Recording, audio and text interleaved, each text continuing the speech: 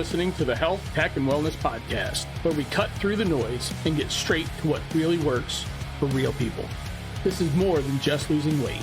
It's about gaining life and doing the things you never thought you could do, building lasting confidence and creating a body and mind you truly love. I'm your host, John Adams. I've spent years refining a sustainable plan that's realistic, balanced, and proven to work. And I'm on a mission to pay it forward by sharing what I've learned to help you build the life you truly deserve. Welcome back to episode 3 of the Health, Tech, and Wellness Podcast. I'm your host, John Adams, and I'm so glad you're here. If this is your first time tuning in, welcome. You picked a great episode to jump into because today we're laying down a foundation for long-term success in your health journey. And for those of you that have been with me since episode 1, thank you for coming back on this ride. Now, you know by now that this podcast is all about cutting through the noise, no gimmicks, no quick fixes, just real talk, building a healthier and happier life. Today, we're diving into a topic that so many of us can relate to, the diet honeymoon phase. You know that rush of excitement when you're starting something new?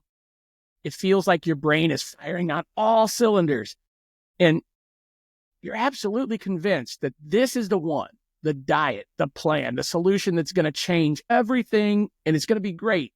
Does this sound familiar? Well, here's the thing. The initial excitement isn't just a fluke. It's your brain flooding you with dopamine, a feel-good chemical that kicks in when you're anticipating something exciting and rewarding.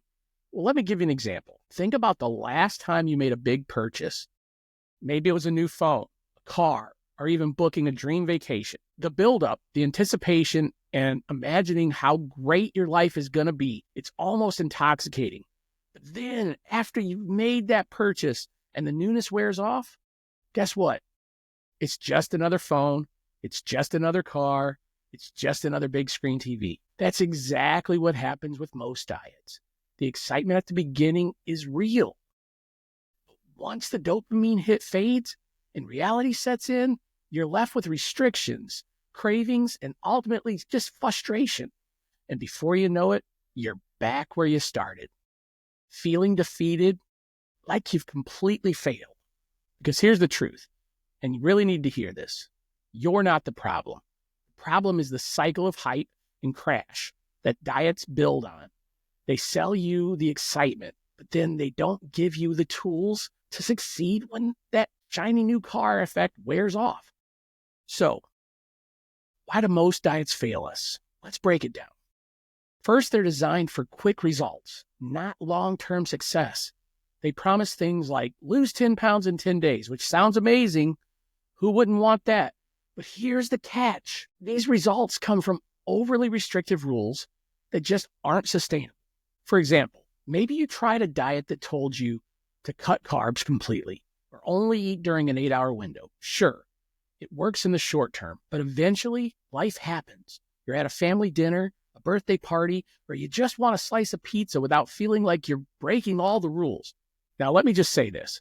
I totally get it. There's always that small group of people out there with superhuman discipline. I know. I've heard from quite a few of you in all the comments of my last couple videos. And honestly, I love it. Keep those comments coming. Whether you're challenging me, my process, or you're just sharing your own experiences, they actually remind me that people are actually watching, listening, and engaging. Trust me, as someone new in this podcasting world, I've had my moments wondering, is anyone even listening out there? So to all of you disciplined folks who chimed in, thank you. I even replied to many of you in the comments, and I'm going to continue to reply to as many comments as I can going forward. But I replied very professionally. And of course, I appreciate the dialogue. But here's the question I really wanted to ask, the one I kept to myself at the time. And I'm going to ask you here instead because, well, it's my podcast. And like I said, this is about keeping it real. So if you're so disciplined, if those fad diets are genuinely easy for you to live on because you're so strong-willed, why did you need the diet in the first place? If you were already that disciplined, wouldn't you have avoided the need for the diet entirely to begin with? I just want to ask, Sorry. Now, I know that might sound a bit pointed, but hear me out. Maybe some of you have never been in the shoes of someone struggling with consistency, battling cravings, or dealing with the emotional ups and downs of trying to change lifelong habits. That's okay. But for those of us who have, we know that discipline isn't something you just wake up with one day. It's built step by step, like an athlete training for years to master their craft. That's why I created the 95-5 lifestyle, to focus on building that discipline slowly, sustainably, and realistically, so it sticks. That's not about being perfect all the time. It's about progress, not perfection. Most diets don't account for those of us that are not perfect. They don't take into consideration your unique preferences. It's all one size fits all. And when it doesn't work, you're left feeling like you failed, even though it's the system that's broken. They create this all or nothing mindset. You're either perfect, on track, or you feel like you've completely fallen off the wagon. That kind of pressure, it's exhausting. I've been there. We've all been there. In fact, let me tell you about my experiences. I remember starting a popular diet and following every rule to the letter. At first, I felt unstoppable. But within weeks, the strictness caught up with me. I missed having meals I actually enjoyed, and it became impossible, completely impossible to sustain. I felt defeated, like I failed again. Does any of this sound familiar? If it does, let me reassure you of something. You are not alone. This is where the 95-5 lifestyle comes in. It's not a diet. It's a mindset shift. Here's the concept. 95% of the time, focus on nourishing your body with whole, natural foods, nutrient-dense foods. The other 5%, that's flexibility for enjoying life without guilt or shame. The beauty of the 95-5 lifestyle is that it's not about perfection. It's about progress. It's about showing up for yourself consistently, even if that means taking small steps. Over time, those small steps add up to big changes. This isn't something I figured out overnight. It took me years of trial and error, failing diets, starting over and over, and realizing that the key to success wasn't in some strict plan. It was in finding a balance that worked for me. I want you to think of it like this. You're an athlete, late in their career, finally hitting your stride, not because you're naturally gifted, but because you worked really hard. You practiced and you built the skills over time. That's where the 95-5 lifestyle is. It's all about putting in the work and building habits that last a lifetime. The best part, it's sustainable. It doesn't rely on hype or perfection. It meets you where you are, and it grows with you. So how can you start applying this today? Let's break it down into actionable steps that prioritize your mindset, because let's be honest, what's going on in your head is just as important as what's going on your plate. So step number 1, I want you to take small steps. Big sweeping changes sound good in theory.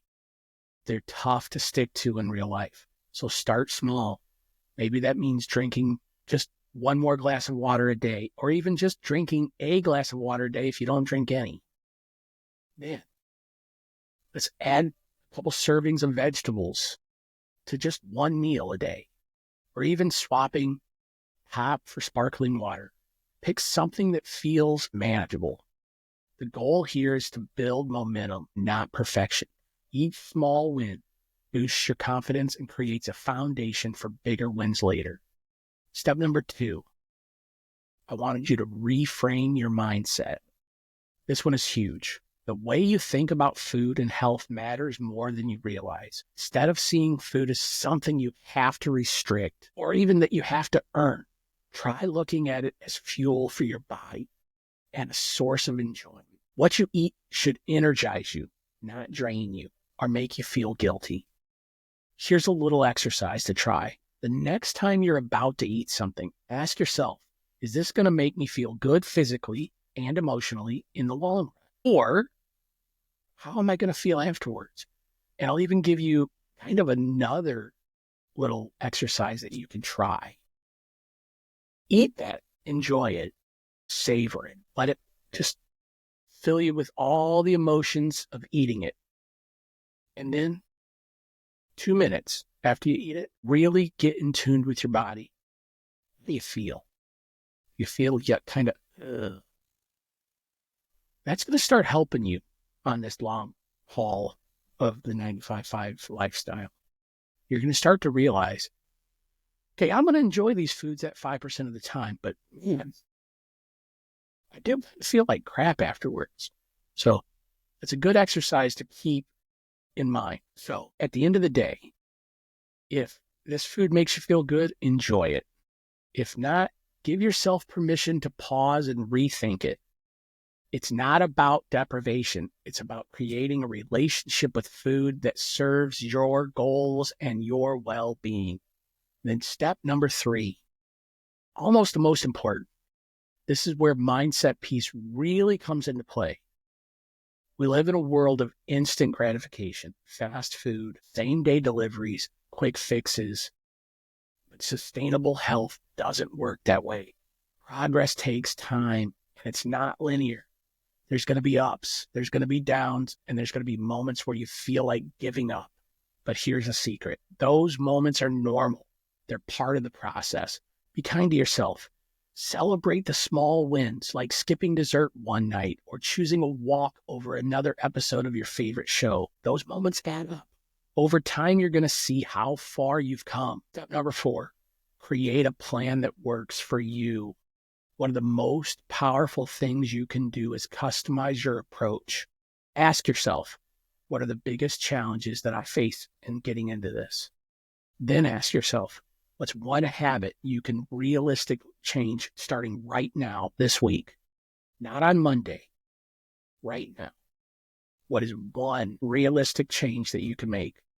And then finally, how can you make this fun and rewarding? Remember, this isn't about following someone else's rules.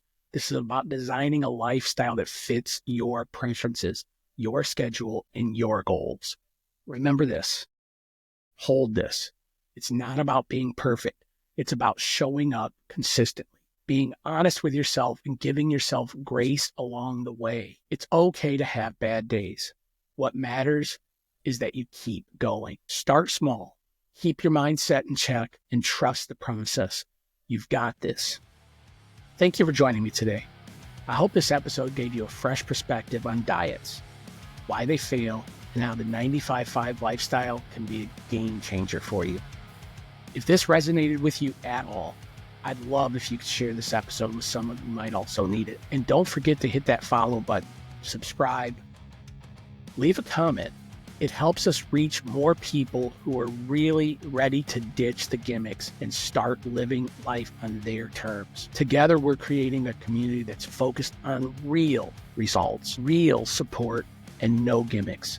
This isn't just about weight loss. It's about creating a healthier, happier you. As always, stay healthy, stay balanced, and keep driving forward. I'll see you next time.